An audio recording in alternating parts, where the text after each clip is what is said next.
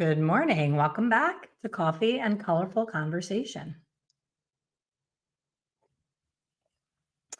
So today's topic is the issue that I see a lot in the industry is misjudging the natural level that you're starting with on the clients whose hair you're doing. So if you don't know, hang on, let me make sure I'm live. I don't see anybody on here.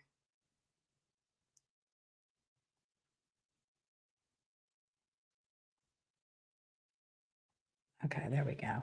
Now we got some people here. If you got in your car, I went out last night. I had dinner with a friend, and it was a totally different area that I've never been to before. And you know how much we rely on our phones now for navigation. My car does not have a fancy navigation system in it, nor do we need it anymore. So if this battery goes, if my phone dies and I'm in my car and I'm in another neighborhood, I have no sense of direction. I will not make it home. I know years ago we used to pull over at the nearest gas station. The area that I was in, I would not want to pull over to the nearest gas station. Let's just put it that way. It was a little sketchy. So I had a moment of panic where I couldn't find my phone. And I was like, oh my gosh, how am I going to get home? Like, I have no idea where I am right now. It's an awful feeling. Yet, a lot of us stand behind the chair every single day and attempt to color hair and not pay any attention to what the starting level is. What does that mean? How much gray is present in the hair? What is the natural level? Is the hair previously colored? Is there color on the mids and ends and not on the regrowth? Is there color from roots to ends because the client did a box color? We're not asking enough questions. We're not digging deep enough. And most importantly, we're not paying attention to where the starting point is. So many people have reached out to me recently about my Fearless formulation tool because we sold out, and to reorder them, I have to order thousands and thousands because they're custom made and it's a very expensive project. But I said to my husband and my kids, I'm like, I got to get more of these in because everybody really is starting to rely on them. Now, I've been doing hair almost 40 years. I don't need this tool anymore, but I will tell you, it did explain color to me a lot better than just trying to think visually what it looked like. So, how is something like this used? This has the percentage of gray, 25, 50, or 75. I know for me as an educator, when I go into salons and I say to people, I'll show them the person's hair at the regrowth and I'll say, what's the percentage of gray? And I always get 50%. Everybody always says 50%. And I'm like, really? Is it really 50%? So you're saying for every single gray hair, there's a brown hair next to it. Like there's one gray, one brown, one gray, one brown. And they'll be like, well, no, definitely not. It's probably a little less. I'm like, a little less or a lot less? I see 10%. So I'm seeing 10%. They're seeing 50%. That's a problem. We need a measuring stick. So that is on the one side. And then texture of hair. So many people don't pay attention to the texture. They'll do a recipe. I'm going to call it a recipe because that's how they're formulating. They'll do a recipe on Carol and it looks great. And then Nancy comes in and like, oh, well, that worked good on Carol. Well, meanwhile, Nancy has less gray, less density of hair, more porosity. There's so many other factors that they're not taking into consideration. But first and foremost is what is their natural level? So again, I get into a circle when I do an in-salon class and we spread out our model's hair. And I always say, start in the nape and the back. You want to go to the deepest, darkest area of their head to find out their true deepest point. A lot of times it's completely different front to back. And they'll spread the hair out and they'll keep it flat against the head. And it's usually dirty hair. And when it's pushed flat against the head, it's not getting any light reflection. Everybody's going to look like the color of my shirt. Everybody's going to look like a level 3, 4. And that's not true. Once you push the hair up, you want to do this and let some light into it. And then you want to hold this up right up to the hair. And then wherever the hair the swatch hair disappears into the person's hair is what their natural level is. It's that simple. And I see so many people commenting, when I ask a question in my workshops, I'll say, what level do you think she is? And they'll say, she's a 4 or 5. she's a 3-4, she's a 6-7. That's like saying, you know, in clothing, you know, I'm a 10-12. No, you're a 10 or you're a 12. Like you're a 6 or you're an 8. You're not a 6-8. You're not a 7-8. You're not an 8-9. You are what you are. You can be a 6.5. I'm down with that. You can definitely be 6.5, 7.5. You can be in between levels, but you're not both. So the way that I teach formulation involves math.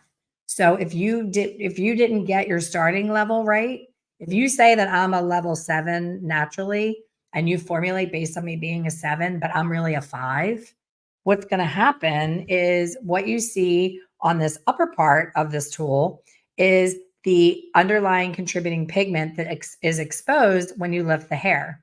So if I say that a person is a level 5 naturally, but she's really a 4 naturally, and I lift her 2 levels, if I'm coming from here and go 2 levels, this is what I'm going to see, this bright orange.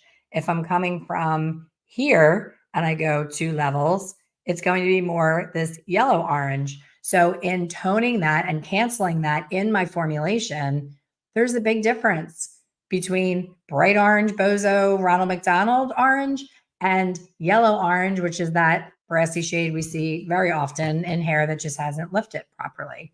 So knowing where you're coming from is immensely important. And I believe, this is just my opinion, don't hate me, but I believe it's the most misunderstood and the most overlooked. I'm just amazed. Like someone will ask a question in a forum, you know, I'm always, you know, bitching about the forums, but someone will ask a question about their client and they're like, you know, they show the inspo pic. They're like, this is what my client wants. What should I do?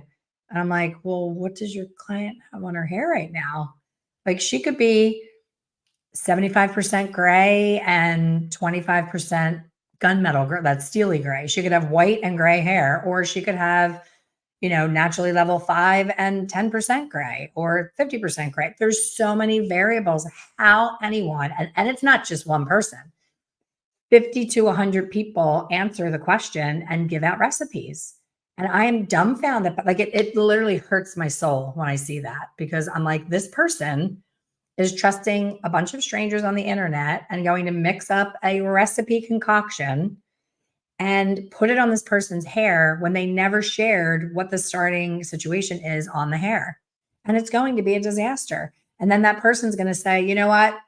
Color's just too complicated. I'm just not going to do it anymore. I'm just going to book just haircuts and kids cuts and updos and waxing and all the things that you're going to work 10 times harder physically to do and make, you know, 100 times less money doing, because you never got the proper education to learn how to properly formulate.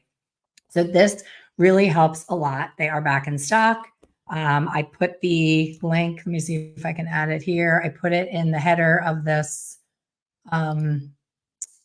coffee chat because I knew people would be asking me for it. So that is my Shopify store. I have swatches that you can play around with to actually practice all of this. I have the swipe it tool where how many times have you been lifting someone in a highlight and the lightener completely dries out and the hair is orange. And we just keep folding up the foil and praying to the color gods that it actually, oh, it's not letting me post that for some reason. Let me try again.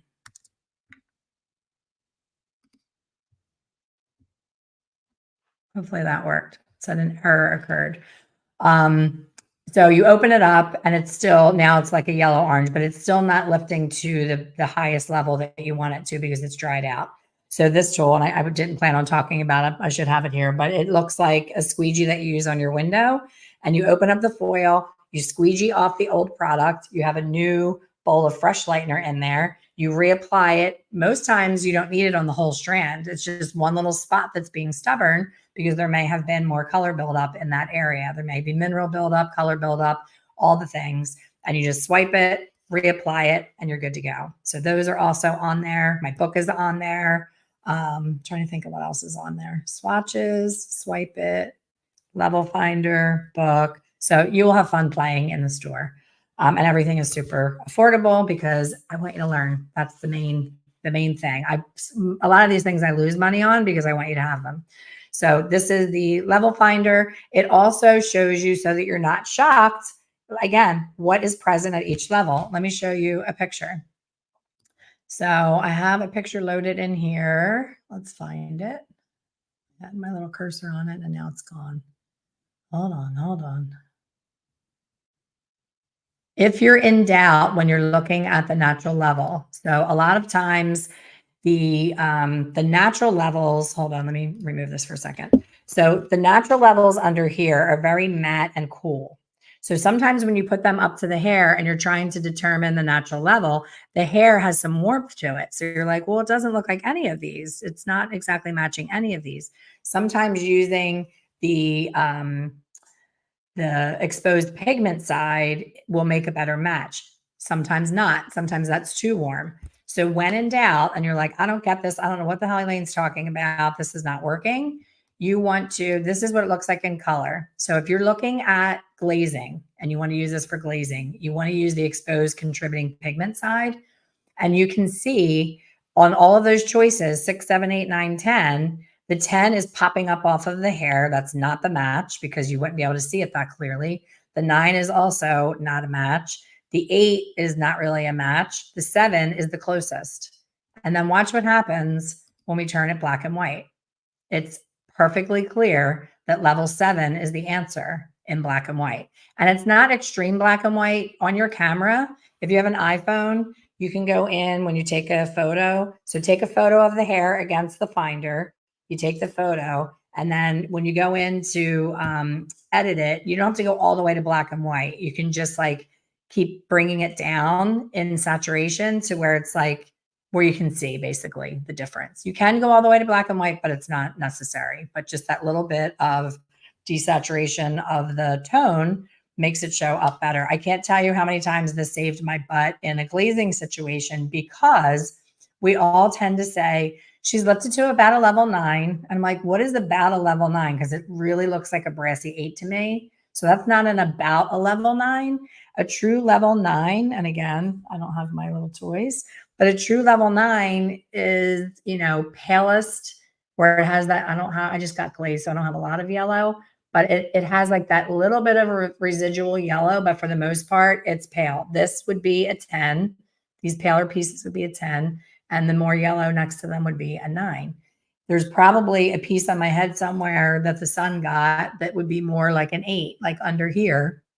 This is more, it's so backwards on the camera. This is weird. That's more like an 8 back in there. So if you assume that everything is a 9 and you go to glaze with a 9, you're going to say, oh, that color's crap. I have to change color companies. It's not working. It's not lasting. All the things that people say in forums. I should have given up forums for my New Year's resolution. Don't you think? I complain a lot about them, but that is my homework. That is where I live because I want to feel everybody's pain. I want to know what are people in pain with that I can fix. That is my job. That is my job 24/7. I need to know what your pain is so I can get you out of pain. That's it. It's that simple. If you're glazing and you're over glazing, everything's turning out muddy. That's one problem. If you're trying to glaze and you're using a 9 and the problem's really an 8, you're not glazing deep enough. Or you're picking a base shade that you have no business putting on. I can't tell you how many times I see something that is, the problem is that there's a lot of red and then they're putting violet on it. And violet is red and blue mixed. So you're adding more red to a red situation. And then you're disappointed and surprised when it doesn't take away the brass. Well, you didn't put the right thing on. And we have exposure to so many tones, and it doesn't have to be all these cheaty pre-blended things. This morning on the Redken site, there was someone proudly talking about how it's all done for you on Redken. We put the N in there for you so that you don't even have to think about it and you'll get perfect gray coverage. And I bit my tongue and my fist to not type back. But what about the starting level? If you're using a 6NA, for instance, they're like, we've already put the natural in there for you. Well, how much natural, Mr. Redken? Is it 3/4 N, 1/4 A? Is it 50% N, 50% A? Or is it, two times the N to the ash, 3 times, 1 time? Is it equal? What is it? And what is the person's starting level? Not everybody has the same amount of gray. So why would the same amount of N be in the tube for everyone? That is part of the problem. The manufacturers have people teaching that they have done all the work for us. So because we're not smart enough, is what I've been told when I ask why they do this shit. I'm like, why do they teach that way? And they're like, they don't think hairdressers are smart enough to know that they have to take into consideration the texture of the process. So they're building it in there so that they're safeguarded, so that you don't say, oh, their color didn't cover the gray. Because otherwise, you may, if you're not informed, reach for just an ash and say, oh, this is perfect. I want a cool result. I'm going to use this ash. And you didn't realize that ash by itself does not cover gray. And then you call Redken Hotline and you're steaming because you're like, I just did this whole service and it didn't cover her gray. So Redken's like, oh, better put the N in. They're not smart enough to know, which is insulting. So don't keep going in that vein of being insulted. Get education and get the strategy to get the formula right without those pre-blended colors. You should be able to go into a line like Aveda, or it's not around anymore, but Logix was a pure line, pure tone. You had to build, if you wanted a GN, you had to build it with green and natural. And that made us better colorists when we learned that way. These pre-blended colors, what happens is we try to get fancy doing all these mixtures because we see it on someone's Instagram that's Insta famous. They're doing like, I have so many screenshots in here of examples. It's like, I used 9T, 7V, 4RB, and none of it makes sense. It's like 5 colors. And I'm like, oh my gosh, what the hell's going on there? Like, what made you do all those colors? And because they're Insta famous, everybody goes, I'm going to try that. And they mix up that witch's brew, and it either works or doesn't, depending on what their client start it with. That's the only reason that crazy concoction worked for them, is because their client had the need for those things. I still call bullshit on needing 4, but the pre-blended ones. So let's just talk about Redken Shades EQ, only because I know it inside and out. And there are a million other lines, and I don't work for Redken. I get that comment a lot. Boy, she must work for Redken. No, it's just what I use. As a matter of fact, this time I had Johnny glaze me with O&M, and I'm loving it. So I am not just a Redken girl. I do try other things. It's O&M. It's supposed to be a cleaner line. It wasn't as murky as I have to do a lot of things to my Shades EQ to not have it go muddy. And this, I did not have to do that. And this is holding up, I think, a little bit better. So jury's out on whether I'll be switching to it, but I like to try new things. So when they're pre-blended, and Shades EQ has something called background color. So it's either gray to black or brown to tan, and that comes into play. So if you start mixing, one over here on this side of the chart and one over here and putting it together, not only are you mixing the tonality, you're mixing the background colors. So now you have a big bowl of, muddy, murky, gross color. And then you're like, oh, this color line stinks. I got to switch. And then you start going online and saying, what color do you use? This is the one post that makes my blood pressure. My husband has a blood pressure cuff. I'm going to slap it on one of these days when I'm on Facebook forums, and I guarantee you my blood pressure goes up instantly. What hair color line covers gray best? Would love to hear your comments. And I'm like, all hair color covers gray. It's how did you formulate? The color does not have a brain, guys. It does not say, oh, not going to work for her today. She's in a mood. Your hair color doesn't have a brain. It's not a human. It's not, we have artificial intelligence, but we're not at the point where color knows to double dutch like, oh, they're calling me in. I'm only going to cover the gray now. I'm only coloring that gray, and I'm not going to make that brown brassy. No, we can only wish that happened. It's not there. Not yet, anyway. Next week, I want to talk about this whole mess with Sally Beauty Supply is just stepping on our soul with all of the things that they're doing. So if you're still shopping at Sally, and now Sally owns Cosmoprof, so I am guilty of giving them business because I have to go to the store to buy my Wella because I don't have a salon, so I only buy a couple tubes here and there. But it pains me to give them my business, hearing what they're doing to us with all of this. The last post that I screenshotted was rent a chair. And I was like, interesting, because sometimes I just need a chair to do like my daughter's hair. I don't want to do it at home and put her head in the sink. So I'm like, rent a chair. Sally is renting chairs to hairdressers? No, they're renting chairs to consumers, inviting them into the space to apply their own color that a professional colorist is recommending that they purchase. What the actual, I'm not going to say it, but come on, people.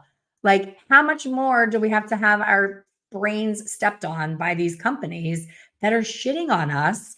We have made them who they are. We have put them in the situation where they can buy Cosmoprof and all these other businesses because we bleed our money to them, and then we can't pass that charge on to our clients because our clients are crying if we raise our prices $2. But now they're renting chairs to our clients to apply their own color. Number one, any client that would want to rent a chair at Sally's and apply their own color is not my client anyway. So I know I'm going to get some pushback from that. Well, it's not your client anyway, but it's still not okay. It's still not okay. That's like saying, having a doctor's office saying, oh, come get your semaglutide for weight loss, and you're going to rent an exam table and you're going to stab yourself with the needle and you're going to prescribe, someone here is going to prescribe it for you in 12 seconds without knowing your medical history. Like, it's just wrong on so many. All right, that's next week. So I'm going off on a tear. That's next week. So that is on my mind. That's what we'll talk about next week. But in the meantime, go into work today, tomorrow, whenever you work again, really pay attention to where am I coming from and where am I headed?